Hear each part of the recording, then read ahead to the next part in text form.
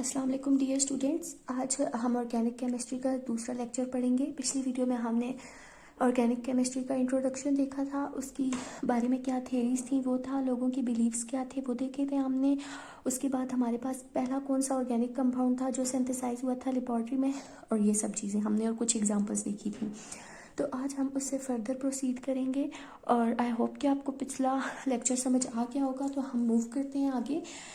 तो आज का जो हमारा लेक्चर है उसके की पॉइंट्स हैं हमारे पास ऑर्गेनिक कंपाउंड्स के फार्मूलाज क्या होते हैं, फार्मूलाज की फिर डिफरेंट टाइप्स आ जाती हैं, जैसे हमारे पास molecular formula, structural formula, condense formula, dot and cross formula and examples आ जाती हैं। ठीक है, तो आपको पता है कि ऑर्गेनिक कंपाउंड्स जो होते हैं उनको हम सर्टेन फार्मूलाज से प्रेजेंट करते हैं।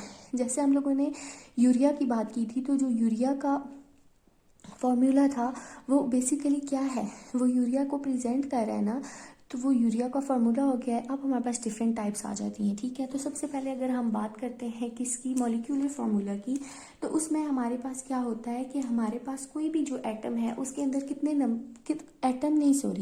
कोई भी मॉलिक्यूल या कोई भी कंपाउंड है तो उसके अंदर कितने नंबर ऑफ एटम्स एग्जिस्ट कर रहे हैं ये हमें बताता है मॉलिक्यूलर फार्मूला। जैसे अब ये हमारे पास एक कंपाउंड है ब्यूटेन, ठीक है, तो इसका फार्मूला है हमारे पास C4H10। अब अगर आप इसका फार्मूला देखें तो आपको यहाँ से दो बातें पता चल रही हैं। दो क्या, कि ब्यूटेन के कंपाउंड के अंदर 4 कार्बन और 10 हाइड्रोजन हैं, और दूसरी बात ये कि इसके 2 कंपोनेंट्स हैं, कार्बन एंड हाइड्रोजन। तो इसने हमें प्रेजेंट किया ना इसका मॉलिक्यूलर फार्मूला। ठीक है, तो अब हम इसका ही ब्यूटेन की ही एग्जांपल लेके फर्दर चलेंगे और दूसरे फार्मूलाज को डिस्कस करेंगे। ठीक है, तो हम मूव करते हैं अपने नेक्स्ट फार्मूला की तरफ, जो है हमारे पास क्या, स्ट्रक्चरल फार्मूला।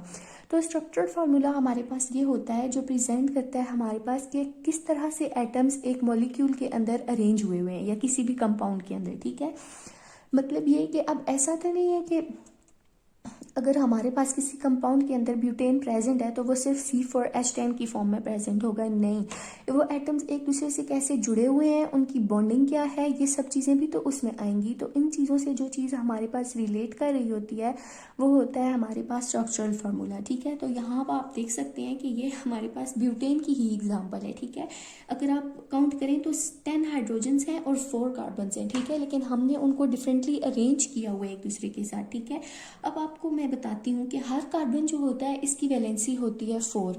ये अपने साथ 4 बॉन्ड्स बनाता है और अपने साथ 4 मजीद एटम्स को अपने साथ अटैच करता है। तो यहाँ पे अगर आप हर कार्बन एटम को देखें तो वो 4 बॉन्ड्स बना रहा है। कैसे, अगर हम इस कार्बन की बात करें तो देखें 1 2 3 और ये इस फिर पिछले कार्बन के साथ बॉन्ड कितना हो गया, 4 बॉन्ड्स बना रहा है। तो यहाँ से हमें इसकी अरेंजमेंट पता चल गई ना कि ये कैसे अरेंज्ड है। तो ये एक स्ट्रेट चेन में अरेंज है, तो जब भी कोई चीज़ स्ट्रेट चेन में अरेंज होती है उसको हम एन का नाम दे देते हैं। ठीक है, तो ये एन ब्यूटेन हो गया। अब हमें यहाँ से पता लग गया ना कि स्ट्रक्चर किस तरह है उसका और क्या उसका सब कुछ है। अब हम इसी एग्जाम्पल को फर्दर लेके जाते हैं और कंडेंस्ड फार्मूला की बात करते हैं।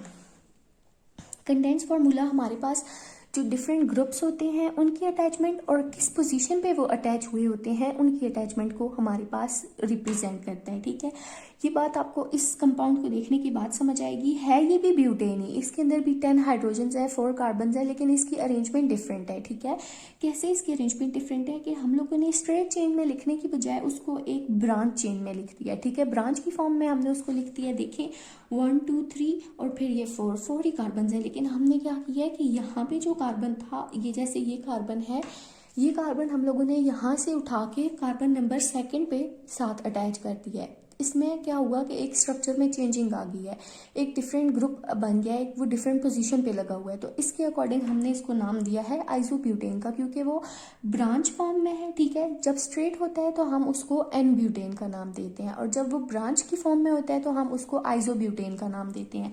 तो यहाँ पे अगर आपको इस मॉलिक्यूल से समझ नहीं आ रही है तो आप ये वाला देख लें कि ये है वही C4H10 ही है। अगर आप कार्बन के नंबर को काउंट करें या आप हाइड्रोजन के नंबर को काउंट करें तो आपको पता चल जाएगा कि ये ब्यूटेन ही है। लेकिन सिर्फ क्या कि ब्यूटेन की अरेंजमेंट डिफरेंट है, कार्बन एटम्स की अरेंजमेंट डिफरेंट है। कैसे डिफरेंट है, पहले वो स्ट्रेट चेन में सारे लगे हुए थे और अब हम लोगों ने जो 4th वाला कार्बन था उसको वहां से उठा के कार्बन नंबर 2 के साथ अटैच कर दिया है और उसने वहां पे आके एक नया ग्रुप बना आती है और उसको हम लोगों ने आइसोब्यूटेन का नाम दे दिया है। ठीक है, 3 टाइप्स हमने पढ़ ली, molecular formula, structural formula and condensed formula. अब हम लास्ट टाइप की तरफ मूव करते हैं और लास्ट टाइप है हमारे पास dot and cross formula.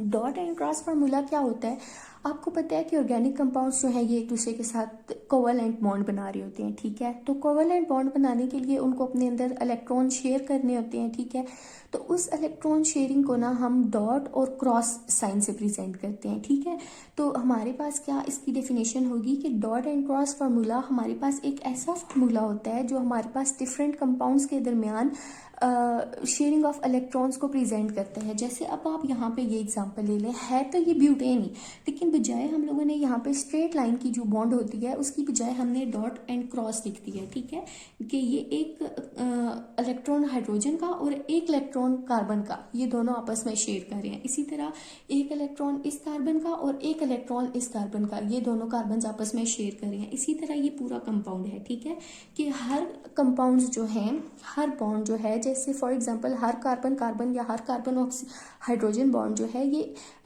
2 electrons को शेयर कर रहे हैं और हर इलेक्ट्रॉन हर कंपाउंड से आ रहा है। मतलब एक कंपाउंड कार्बन का होगा, सॉरी एक इलेक्ट्रॉन कार्बन का होगा तो दूसरा हाइड्रोजन का होगा। ठीक है, तो है ये भी ब्यूटेन ही, लेकिन सिर्फ हमने क्या किया कि स्ट्रेट लाइन की बजाय इनके इलेक्ट्रॉन्स को डॉट और क्रॉस से प्रेजेंट कर दिया। ठीक है, आई होप अब आपको ये समझ आ गई होगी। तो हम लोग आज का लेक्चर हम लोग यहीं पे एंड करते हैं। तो हम लोग अपने नेक्स्ट लेक्चर में फर्दर इसकी कुछ डिटेल्स पढ़ेंगे, कुछ ऑर्गेनिक कंपाउंड्स क्या होते हैं, उनकी सिंथेसिस वगैरह के बारे में पढ़ेंगे, उनकी क्लासिफिकेशन कैसे होती है। तो तब तक के लिए अल्लाह हाफ़िज़।